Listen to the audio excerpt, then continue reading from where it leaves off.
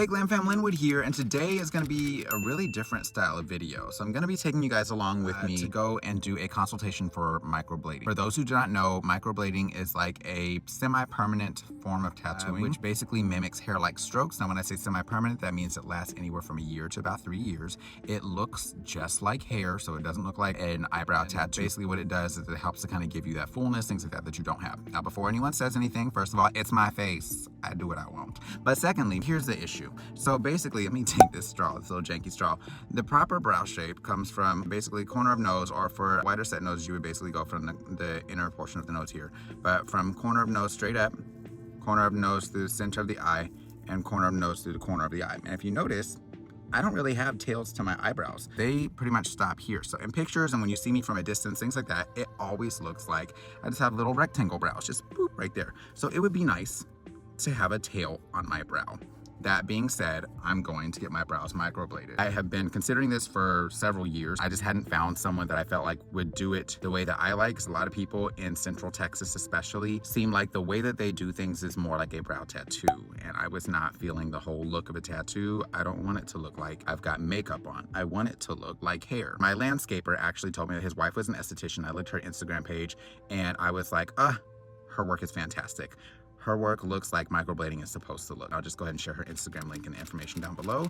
And then if I continue and go ahead and go through with all that, I'll take you guys along with me, let you know like the different aspects of the process and what all that's like and everything else. Anyway, I'm gonna drive there now. Let's dive in. All right, you guys, so I'm here in the salon and this is Alexandria, super sweetheart. We've already kind of gone through some of like the aspects of like what I'm looking for and all that, and she's about to map me out and kind of explain to me like contraindications, like things I need to know beforehand. Definitely make sure you're going in for a consultation. Do you have any tips for people who are interested in getting this done? Not every artist is going to be for you, and that's okay. So, definitely do your research. Pretty much just do your research before coming in. Amen, because baby, you end up with an eyebrow up here. Yes, exactly. So she's gonna go ahead and map me out and let you guys see what that looks like when I've got all these lines on my face. I'm gonna go ahead and get out of her way and let her do what she's needing to do. Okay, so she did the mapping and then she removed a good degree of it just so it wouldn't be super confusing for y'all, but I feel like she left enough of the lines there so you can see how bald-faced I am. You see that right there? How he bald? He got burnt in the fire, y'all know I am. This one here has a little bit more fullness to it naturally, but basically I'm super asymmetrical. Like, look at him. Now look at him. It's not giving. It reminds me of those commercials where they're like, look at your man, now look at me. Now back at your man, now look at me. Look at your brow, now look at me. So hopefully we'll be able to get this even out and fill in the tail over here where we're slightly got a little bit of alopecia there and a lot of it over here. So, that way we can get it together. I'm in good hands. Like I said, I'll have her stuff linked down in the description box below. So make sure that you check all of that stuff out. We'll set an appointment and come back and I'll show y'all whatever I can show y'all with that as well. Okay, y'all, so it's the day before the procedure, and usually right now I would be working out, getting my gym on or whatever the young people are saying these days that I'm not doing today. 24 hours prior to the procedure, you're not able to do any type of working out, anything like that. And the morning of, you can't do any caffeine. I had to go ahead and discontinue my standard facial cleanser because it had glycolic acid in there and it thins the skin and all that. There are some different things you have to do in order to prep for the procedure. That being said, I am honestly liking the new facial stuff. Like, look at this. Ooh, he looking moisturized without looking like he fries chicken with his face. Anyway, Alice Jenkins is over here. She driving. She can't look off the road because we ain't trying to die today. I just kind of wanted to update you guys on that because I know I didn't really touch on the stipulations prior to. There are certain medications and things like that that you really should not be taking if you're getting this done. And usually if you had like chemo, anything like that, while you would be a perfect candidate for getting something like microblading done, you also want to ensure that you're getting the approval from your doctor, and usually they'll require you to have a note from your doctor saying that it's okay for you to get something like that done because usually your body is going through quite a bit at that time. Okay, so it's the day of, and we here, we up in this. Yeah, I'm about to go in. It's this spot back here, the Blue Lion Salon Studios. So once I go in, I'll go ahead and film around in there. You gonna go in and speak and then come back out, or you just gonna shop? I'm gonna go in, speak, and then shop. Spinning up the shmoney.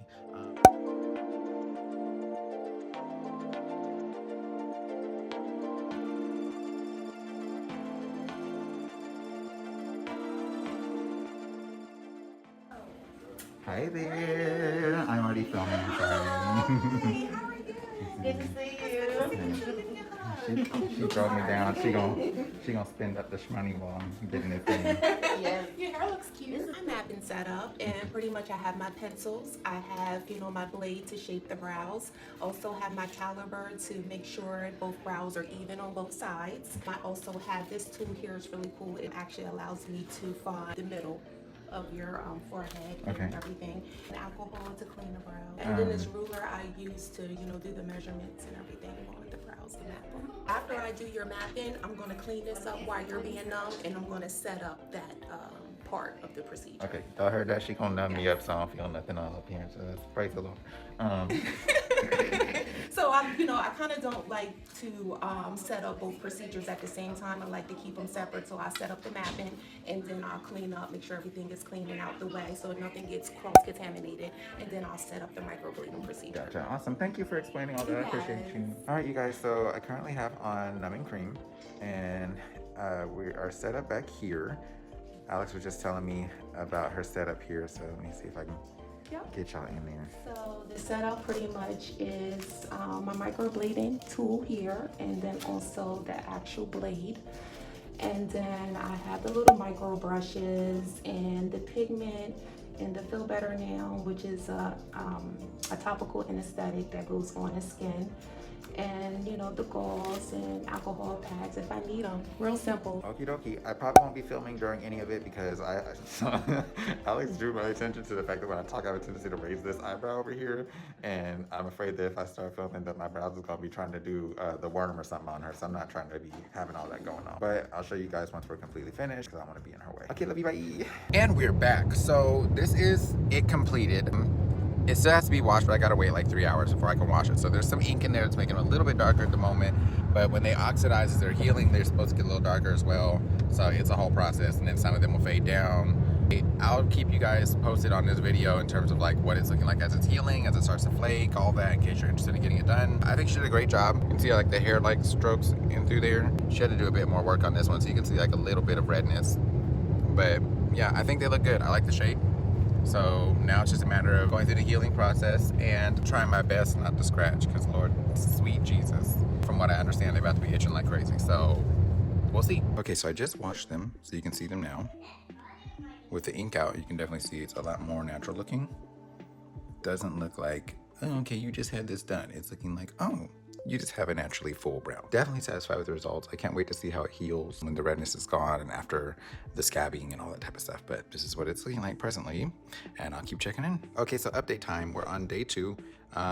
It's starting to heal some, so they're scabbing a little bit. I don't know if you guys can make that out. Like in through here, we got a little bit of scabbing developing there. Nothing yet here, but the soreness is, it honestly wasn't that sore. I'm not gonna even lie and act like it hurts so bad. It doesn't. The worst pain honestly has been like when you have to wash them, because it's open wounds and you're putting soap on it basically. But outside of that, everything else has been fine. Minor soreness when you touch them, like it's still a little tender right there, not enough to bother me, but I'm liking how they're healing. I feel like they're looking even more natural now, and they're still supposed to fade down some after they're completely healed, so they're not looking so dark.